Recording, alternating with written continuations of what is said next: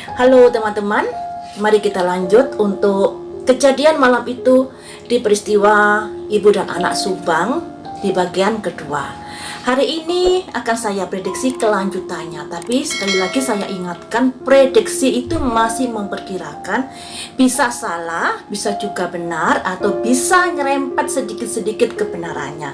Makanya kalian harus mempunyai kebijaksanaan ketika menonton prediksi di channel saya ini. Dan kalian juga bisa menafsirkan sendiri arti dari setiap gambar-gambar yang keluar ini. Jangan terlalu berpatokan pada apa yang saya ucapkan, karena saya nggak bisa mengungkapkan secara keseluruhannya. Saya ungkapkan poin-poinnya saja ya. Jadi nggak bisa secara detail, secara rinci kejadiannya, dan itu bisa memakan waktu yang panjang. Jadi yang di sesi pertama tadi poinnya, motifnya harta dan sakit hati. Kedua, ada hubungannya dengan harta. Yang ketiga, ada orang suruhan. Dan yang keempat, dalangnya ini yang dikenal baik oleh Bu Tuti, dikenal baik. Mari kita lanjut prediksinya malam itu. Akan saya lihat apakah Bu Tuti dalam keadaan tidur, atau setelah ada pembicaraan kemudian kesel Ibu Tuti tidur. Mari kita lihat di sini.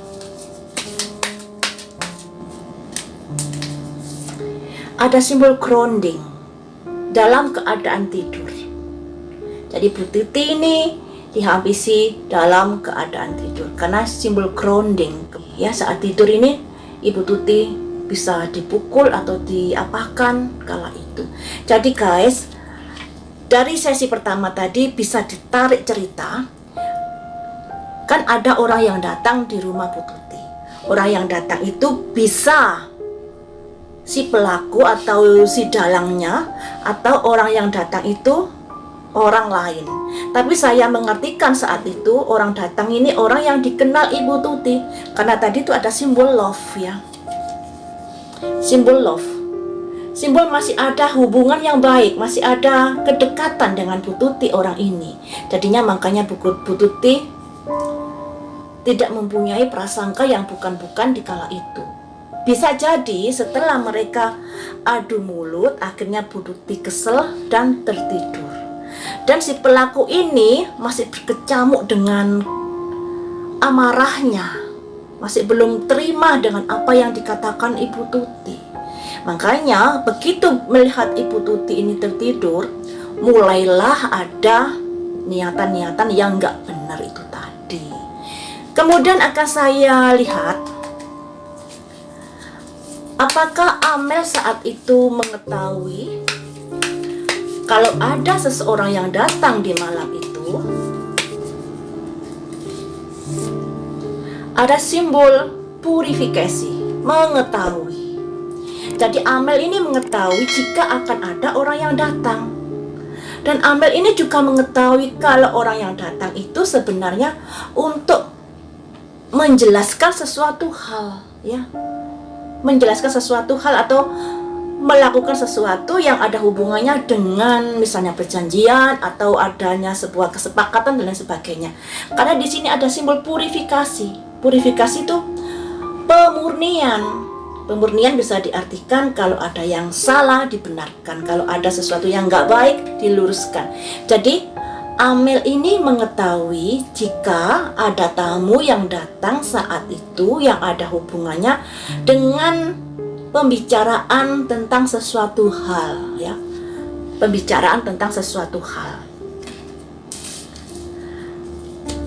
Apakah Amel mengetahui kalau saat itu ada bertengkar mulut? Mari kita lihat. Ada simbol sinergi. Kalau pertengkaran, Amel tidak mengetahui. Amel tidak mengetahui adanya pertengkaran mulut antara Ibu Tuti dan orang tersebut. Karena di sini ada sinergi. Pikir Amel baik-baik saja kondisinya.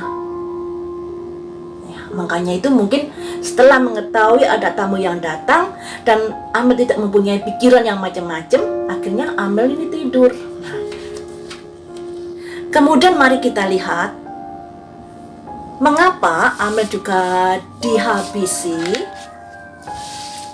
mengapa Amel juga dihabisi? Mari kita ungkap di sini ya. Apa alasannya? Satu, ada kebimbangan melangkah di sini. Jadi para pelakunya ini bingung. Takutnya nanti ada sesuatu yang tidak dikehendaki. Makanya itu si Amel juga dihabisi. Jadi sebelum menghabisi Amel ini ada pertimbangan juga, ada kebimbangan juga. Kartu yang kedua, oh Dad, keluar. Kalian artikan sendiri, Dad, kematian ya. Tulisannya kurang jelas ini, kematian muncul. Makanya itu Amel dihabisi. Kemudian kartu yang nomor 3, menata. Takut rencananya terbongkar. Kemudian di sini ada simbol untuk mencari jalan keluar atau untuk mengamankan diri. Kartu yang nomor 5 di sini, takutnya nanti Amel bisa menjadi kendala atau menjadi duri di dalam sekam ketika nggak dihabisi. Takutnya ngomong ya. Jadi seperti ini. Sebenarnya ada pertimbangan saat menghabisi si Amel. Banyak sekali pertimbangan yang dipikir-pikir sebelum melakukannya. Tapi pada akhirnya memutuskan untuk mengakhiri si Amel ini. Mengakhiri si Amel. Dikarenakan takutnya rencana mereka yang sudah ditata dengan baik, takutnya berantakan dikarenakan si Amel ini. Makanya itu mereka memutuskan untuk menghabisi si Amel. Khawatirnya nanti rencana yang sudah ditata dengan rapi ini menjadi berantakan karena si Amel ini.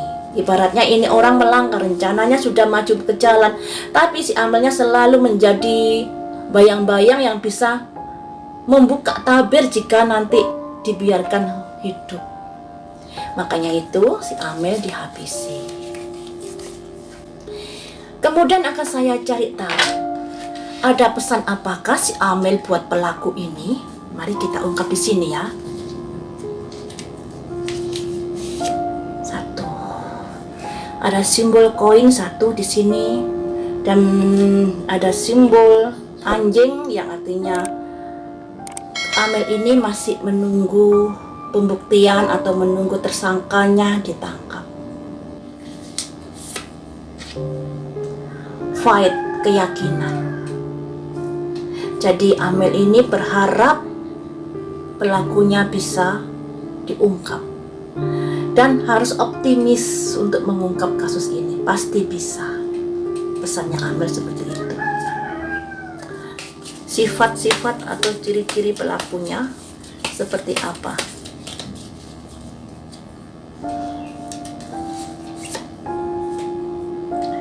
Movement, pergerakan.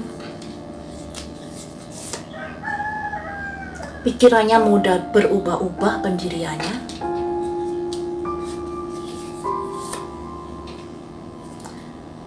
Perspektif, mempunyai pemikiran sendiri.